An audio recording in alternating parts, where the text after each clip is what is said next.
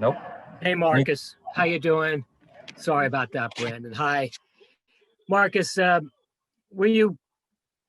guys have been asking about how good it was for all you guys to be back together as a group. Can you talk about that? And also the purpose that you guys played with tonight after being out a week. It was like you resume your, for lack of a better word, championship quest. Thank you, Brandon. Definitely. It felt good.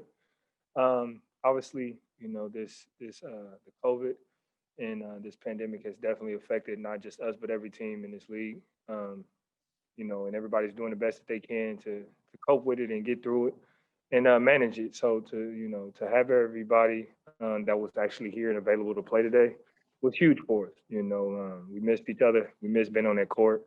And, it was a unique night where everybody that usually doesn't get to play or, doesn't really get as much time was able to go out there and, showcase their talent and showcase everything that they've been working on. So it felt good to come out and the way that we played, with the pace and everything, that was key for us. That's all we talked about coming. We knew we were going to be short some guys.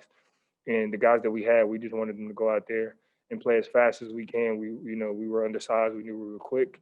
We knew we had a lot of speed and athleticism, so we just wanted to go out there and play as fast as we could, push the ball up the court, and just try to beat teams down the court, and we did that tonight. John Corrales.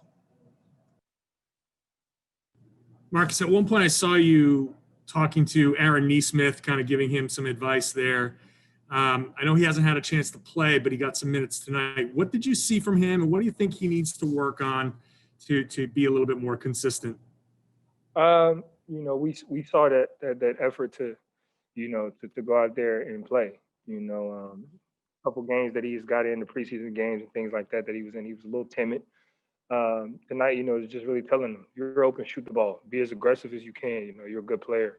That's the only way you're going to get into a rhythm. Tonight, is a night where you're going to play, and you can be as aggressive as you want. We're going to need you to be that. We know how good Aaron can be. Both ends of the floor, but especially on that offensive end. And we're going to need him. And I think tonight he really came out and he showed it. He didn't make as many shots, but the way he was able to attack with the confidence, to make plays, confidence, and to shoot the ball with the confidence is that what we're going to definitely need. And that's really what he needs to work on, is just continue to stay positive, continue to keep shooting when he's open, and continue to just play and move on to the next, no matter if he makes or miss. Jared Weiss. Marcus, on that missed dunk at the end of the first half, I don't care about the dunk, but the cut that you made out from the corner, was that something that was a read on your part, or was that by design? And then also, is the Robe Versace? It's both. It's a read that we have in our arsenal here. But Brad did a really good job of drawing up the play for that. And I am disappointed I missed the dunk. Very rare, but it happens. And no, this is not Versace. This is actually a robe that Grant got me. It's a Celtics robe he had, I guess, created. So, I got all kinds of robes. They're not just Versace, but I do have a lot of those. Adam Himmelsbach. Marcus, can you just kind of describe what this past week has been like for you guys? Having games canceled, not knowing, like, are we playing tomorrow with 8 guys, 9 guys, thinking you're going to have to go on the road that way, and just kind of keeping your focus and keeping your conditioning all throughout it, and with so much uncertainty? It's hectic. A whirlwind tornado, you may call it. Brad, throughout this whole process, has been, telling us be able to hit curveballs, and for us, we had a big curveball when, we found out we might be short more guys than we would expect than we did tonight. 8 guys, 7 guys, things like that. But, we're professionals. Every last one of us are here for a reason.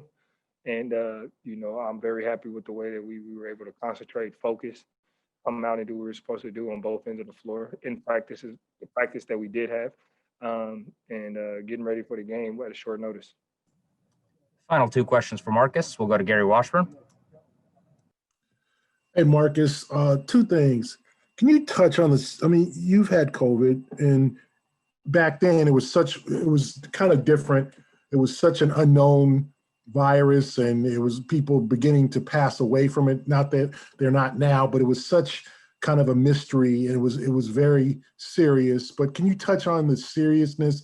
I mean, we expected Jason and Robert and whoever's tested was going to be right back and ready to go, but maybe the lingering effects it might have had on you psychologically, and it's just how the difficulty of just trying to bounce back from it physically, and just all of what goes on through your head. Yes, it's definitely serious. I don't think we were ever at a point where it was not serious. You know, even though it's probably more known about, we probably know more about it now than we did. Just makes it even more serious. You know, those guys with Rob and Jason, you know, we were definitely expecting, you know, false positive in their next test to come back negative and things like that. And but it didn't. So, you know, it's something that happens. It's part of life. You know, things happen that, you know, you don't plan on, and you have to be able to adjust. For me personally, I didn't have any symptoms. I was asymptomatic. So for me physically, it didn't really play too much of a toll mentally um, as much either. For me, it was more, you know, just really not knowing what to expect, I guess, in that aspect psychologically that can really affect the person. We see cases that are way worse than mine where guys or people are really experiencing symptoms and, you know, having hard times. So I can only imagine what they're going through and what they feel psychologically, mentally, physically, everything. And it's unique to each person because each person handles things differently. For me, like I said, I was asymptomatic, so for me it wasn't as hard. But you know, our prayers go out to everybody, you know, who's dealing with it, every family members, family, friends, enemies, everybody that's going through it. We're praying for them and just hoping that they can get past this and cope with it as best as they can. Final question for Marcus, Brian Robb. Hey, Marcus, big games from Semi and Peyton again tonight. How, during this streak for you guys, how big has just the consistency been for, you know, those guys, other guys off the bench to kind of, you know, keep it rolling for you guys with you guys being undermanned? We've seen it with Peyton, you know, before, you know, the guys that went out. Peyton has been doing it and coming in and really excelling, you know, and really just, you know, for us, surprising us and everybody else in this league and showing, you know, that he belongs here. You know, Shimmy's been doing this for as long as I can even imagine right now. And we're really excited for those guys, especially Shimmy. You know, he doesn't get as much playing time. He doesn't get much talked about. He doesn't get much exposure. But that guy works his tail off every day in and day out, and he never complains. He comes in and he's professional, and he waits his turn. And when his turn and his number is called, he comes out, and you know he applies what he's been working on, and he comes to and rise to the occasion. So, you know, we're not surprised that those guys are having the nights and consistently that they are. We're just happy for those guys to be able to continue to do that.